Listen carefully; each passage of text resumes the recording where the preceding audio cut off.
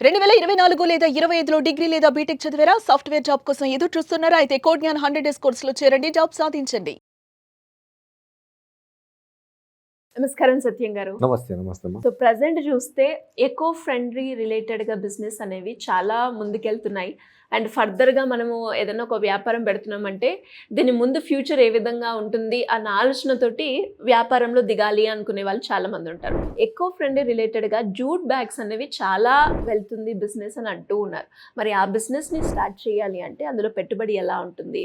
Returns ఎలా ఉంటాయి? దాని ప్రొసీజర్ ఎలా ఉంటుంది? మెటీరియల్ అంతా ఏ విధంగా ఉంటుందంటారు?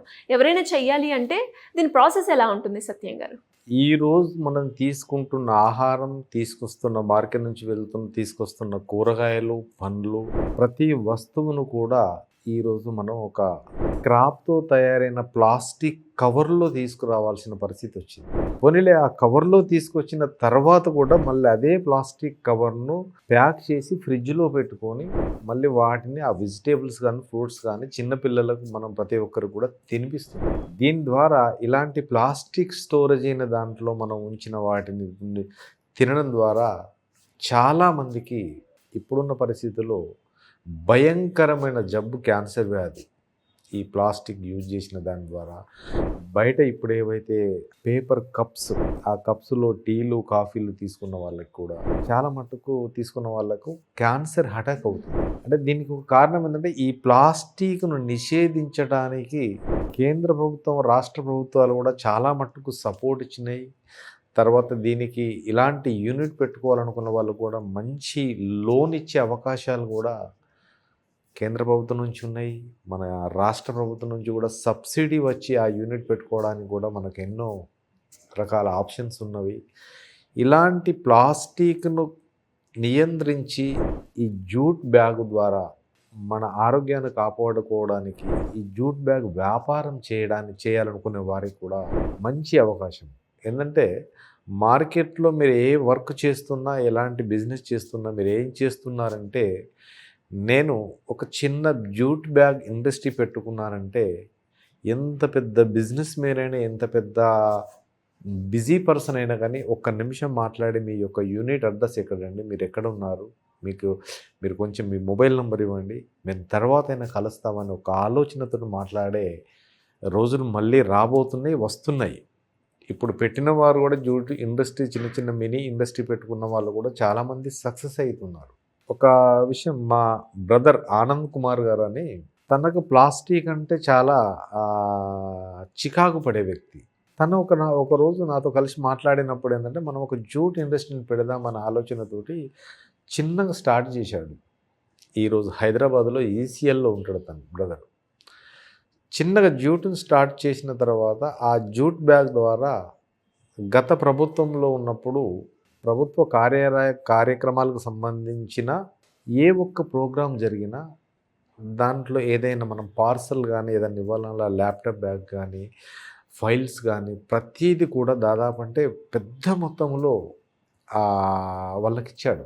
వాళ్ళు ఆర్డర్ పెట్టారు. ఆ క్వాలిటీ ఈరోజు ఇక్కడ మనకు వెస్ట్ బెంగాల్ నుంచి వచ్చిన స్టిచ్చింగ్ చేసే ఫ్యామిలీసు హైదరాబాద్లో, మీకు తెలుసో తెలియదు, నేను వెళ్ళి స్వయంగా నేను కొన్ని లక్షల బ్యాగులు కుట్టించి ఇవ్వడం జరిగింది. ఒక 7-8 ఇయర్స్ బ్యాగ్, ఒక 4 lakhs బ్యాగ్స్ 25 days లోపల ఒక ఆర్డర్ వచ్చినప్పుడు 4 లక్షల బ్యాగులు 25 రోజుల లోపల ఇవ్వాలి. 25 రోజుల లోపల అన్ని బ్యాగులు ఇవ్వాలంటే సాధ్యం కాని పని. దాదాపు ఢిల్లీ వెళ్ళాము, కోల్కతా వెళ్ళాము, తర్వాత అన్ని చోట్ల ఎక్కడైనా బల్క్ ఆర్డర్ దొరుకుతుందా తీసుకుందామంటే ఆ షార్ట్ టైంలో ఇవ్వడం చాలా కష్టం అని చెప్పారు. కానీ హైదరాబాద్లోనే ఒక 4 లక్షల మంది ఈ స్టిచ్చింగ్ చేసే ఎంప్లాయీస్ ఉన్నారు. ఈరోజు కూడా ఉన్నారు. ఇప్పటికి కూడా దాదాపు అంటే ఒక 10,000 to 15,000 మిషన్లు కంటిన్యూ నడుస్తూనే ఉంటాయి. మీకు ఏ స్కూల్కి కానీ, తర్వాత ఎక్కడికి ఏ బ్యాగ్ కావాలనుకున్నా కానీ ఇక్కడ స్టిచ్చింగ్ చేసేవారు ఉన్నారు. ఇలాంటి బిజినెస్ గురించి మీరు చేయాలనుకుంటే ఆ స్టిచ్చింగ్ చేసే టీం ఎక్కడ ఉన్నారు, వాళ్ళని ఎలా కలవాలి, తర్వాత మీరు బిజినెస్ చేయాలనుకున్న దానికి సంబంధించిన ఈ జూట్ మ్యానుఫ్యాక్చరింగ్కి సంబంధించిన క్లాత్ ఈరోజు ఒక చొక్కాకు సంబంధించిన రకరకాల డిజైన్లు ఉన్నాయి. మనం కోరుకున్న ప్రకారంగా మనం ఇచ్చిన ప్రకారంగా డిజైన్ తయారు చేసి న్యాచురల్ కలర్స్ తోటి ఆ జూట్ మనకు సీట్స్ దొరుకుతున్నాయి. దాని ప్రకారంగా మనం ఏ డిజైన్ కావాలనుకున్నా తీసుకోవచ్చు. కానీ ఈరోజు ఒక ఫ్యామిలీ క్యారీ బ్యాగ్లో ప్రతిరోజు తీసుకొచ్చే వస్తువుల గురించి దాదాపు ఒక కవర్ ప్యాకెట్ వచ్చి ప్లాస్టిక్ కవర్ ప్యాకెట్ వచ్చి ఒక 100 రూపీస్, 70 రూపీస్, 80 రూపీస్కో కొన్ని కవర్లతో ఉన్న ఒక సీల్ ప్యాక్ దొరుకుతుంటుంది. దాన్ని వాడితే దాదాపు అంటే ఒక 25 to 30 కవర్స్ కంటే ఎక్కువ ఉండకపోవచ్చు నాకు తెలిసి.